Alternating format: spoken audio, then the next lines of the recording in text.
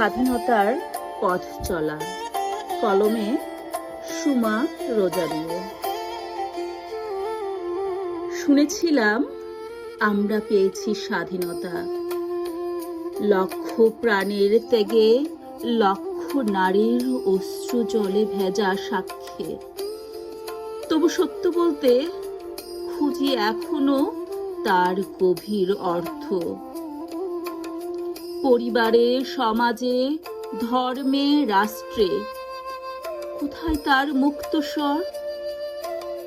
চারিদিকে দেখি দ্বন্দ্বের ছায়া, প্রতিশোধের ক্ষত।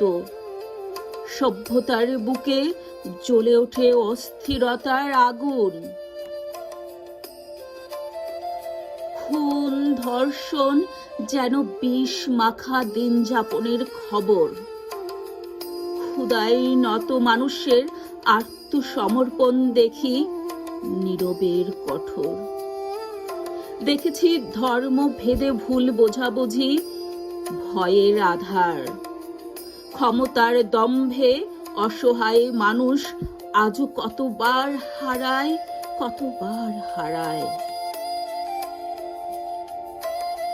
নারীর পথে এখনো কত অকারণ নির্দেশন।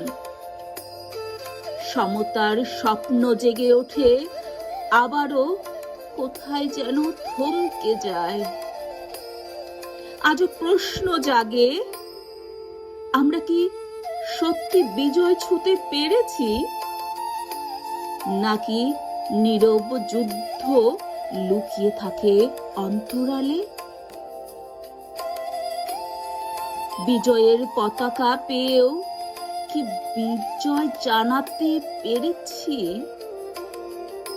অন্যায়ের সেই ছায়া যা এখনো সুযোগ খুঁজে আসে।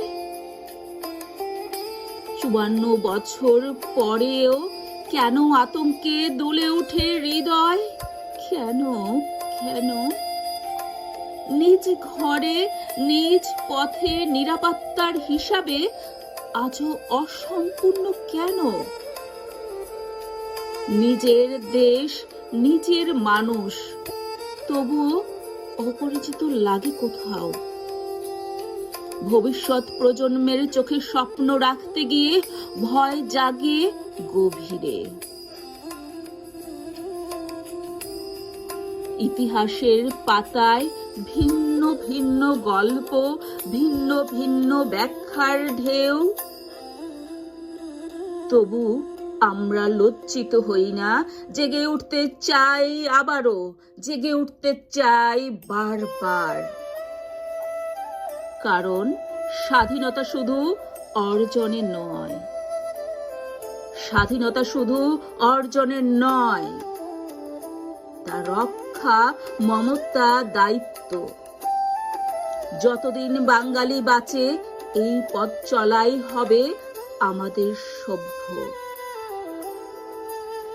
প্রশ্ন জাগে, আর সেই প্রশ্নই আমাদের শক্তি, সেই প্রশ্নই আমাদের শক্তি। স্বাধীনতা মানে বিভক্তি নয়, স্বাধীনতা মানে একতার আলো।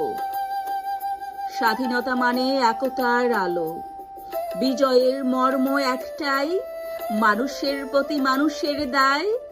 এই বিশ্বাসেই দাঁড়িয়ে থাকে হাজার বছরের বাংলা। এই বিশ্বাসেই দাঁড়িয়ে থাকে হাজার বছরের বাংলা। বিজয়ের মর্ম একটাই, মানুষের প্রতি মানুষের দায়। ধন্যবাদ।